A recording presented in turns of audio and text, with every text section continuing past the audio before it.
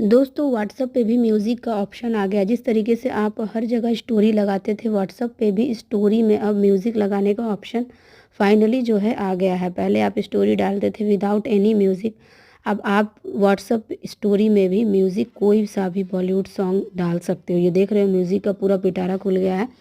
तो म्यूज़िक आप कहीं से भी कोई भी म्यूज़िक लेकर आप डाल सकते हो। बहुत ही ज़्यादा मज़ा आने वाला है गाइस। जिस तरीके से हम इंस्टाग्राम, फेसबुक में स्टोरी लगाते थे, अब व्हाट्सएप पे भी लगा पाएंगे। फाइनली वो इंतज़ार हुआ ख़त्म। आपको ये अपडेट कैसा लगा कमेंट करके ज़रूर बताइएगा, और आपने अपनी पहली स्टोरी कब लगाई ये कमेंट ज़रूर कीजिएगा। चलिए थैंक यू।